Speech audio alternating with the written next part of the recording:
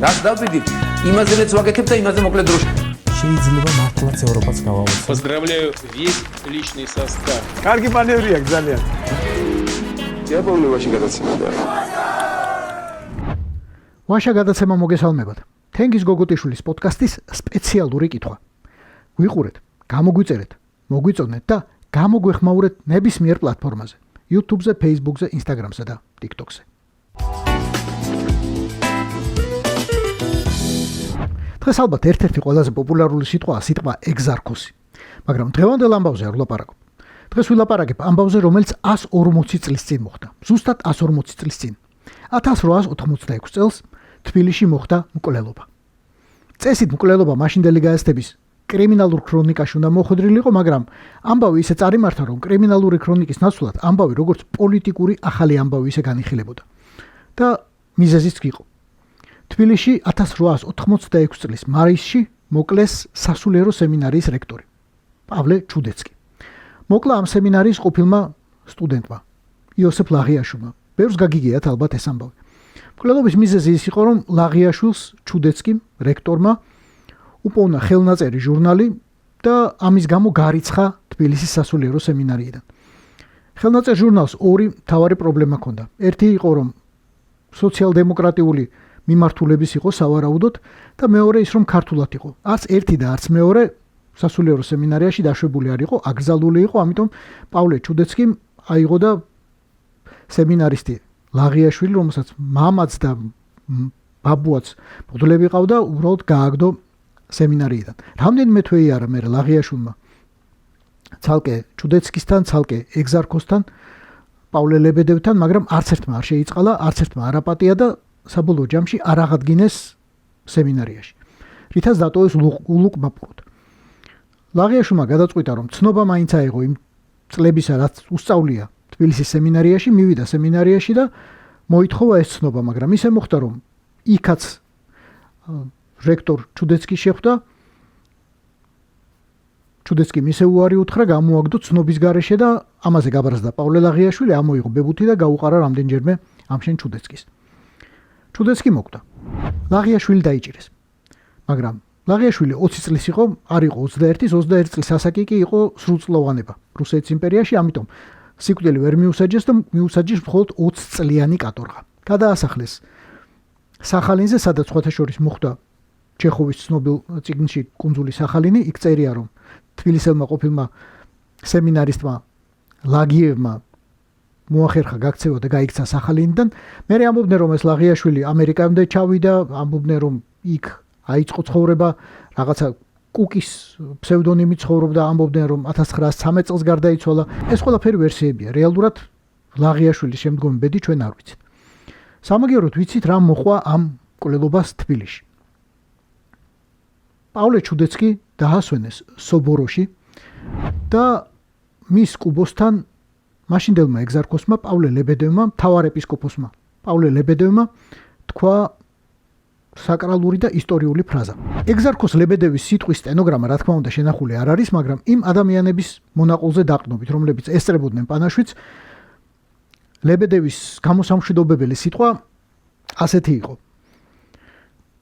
დაიწყელოს სამუდამოდ შენი მკვლელიცა და მისი ოჯახიც.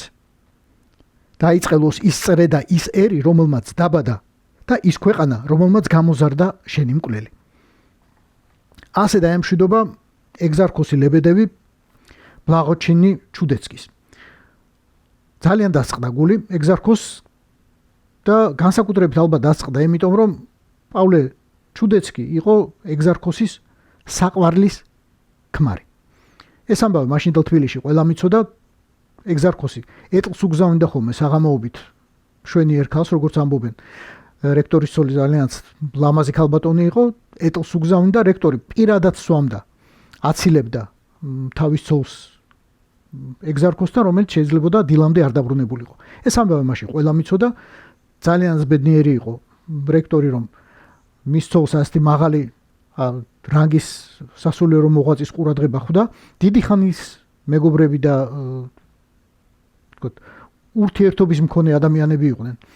მაშინდელი რექტორი და მაშინდელი ეგზარქოსი, ისინი ჯერ კიდევ ბესარაბიიდან გამოგზავნეს საქართველოში და ბესარაბიაში მთავარეპისკოპოს პავლეს საშინელებები ჰქონდა ჩადენილი 350 მართლმადიდებელი ეკლესია ჰქონდა დახურული ბესარაბიაში ან დღევანდელ მოლდოვაში. წიგნებს სწავდა, იმიტომ რომ რუსულად არ იყო ეს წიგნები, მათ შორის სახარებები და იყო რუმინულ ენაზე, მოკლედ. აი ამ საშინელებების ჩამდენი კაცი პავლე ეგზარქოსი, პავლე მთავარეპისკოპოსი პავლე გამოგზავნეს საქართველოში, გამოგზავნეს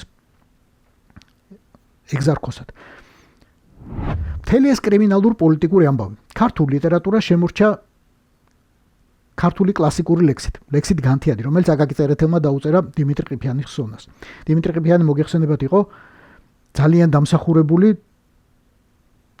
ძალიან ცნობილი ადამიანი, მაშინდელ რუსეთის იმპერიაში იყო იმერეთის თავადაზნაურთა მარშალი.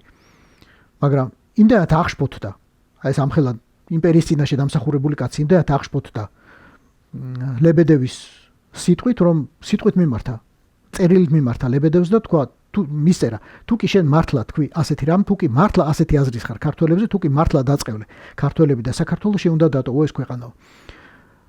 ლებედევმა ქვეყანა არ დატოვა, სამაგიეროდ ენა მიუტანეს მთავარმართებელს და საბოლოოდ იმპერატორს და იმპერატორის ბრძანებით იმერეთის თავადაზნაურთა მარშალი უზარმაზარი დამსახურების მქონე ადამიანი, უამრავი ორდენის და მედლის პატრონი გადაასახლეს სტავროპოლში, სადაც ერთ წელიწადში მოკლეს, ისე რომ ეს მკვლელობა საბოლოოდ ცარიზმმა არ გამოიწია. მაგრამ დიმიტრი ყიფიანის მკვლელობის საიდუმლოს გარდა თელმა ამ ამბავმა კიდევ ერთი კითხვა დატოვა, ერთი ისტორიული კითხვა, რომელიც 140 წლის შემდეგაც ძალიან აქტუალური მგონია. მუშაობს თუ არა იმდროინდელი წყევლა დღეს 2026 წელს. მთავარეპისკოპოსი, მართლმადიდებელი მთავარეპისკოპოსის წყევლა. მუშაობს თუ არა 2026 წელს მართლმადიდებელ ქართველ ერზე. მე არ ვიცი, არ მაქვს ამდენი თეოლოგიური განათლება ნამდვილად, უბრალოდ საერთოდ არ მაქვს თეოლოგიური განათლება. ამიტომ არ ვიცი, წერია თუ არა სადმე რომელიმე წმინდა წიგნში, ან წმინდა წერილში, ან რომელიმე სოფლიო საეკლესიო კრების დადგენილებაში. არსებობს თუ არა ქრისტიანული წყევლა, არსებობს თუ არა საეკლესიო წყევლა, არსებობს თუ არა მთავარეპისკოპოსის წყევლა, რა ძალა აქვს მას და რა შენახვის ვადა აქვს. 140 წელი შეიძლება თუ არა გაძლოს მთავარეპისკოპოსის წყევლა.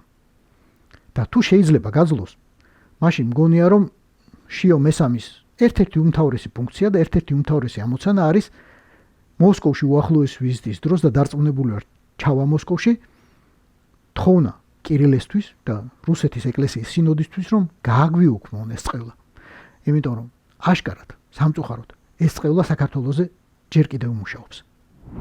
ეს იყო ვაშე გადაცემა. თენგიზ გოგოტიშვილის პოდკასტის სპეციალური კითხვა. გვიყურეთ, მოგვიწოდეთ, გამოგვიწერეთ და გამოგვეხმაურეთ ნებისმიერ პლატფორმაზე, YouTube-ზე, Facebook-ზე, Instagram-ზე და TikTok-ზე.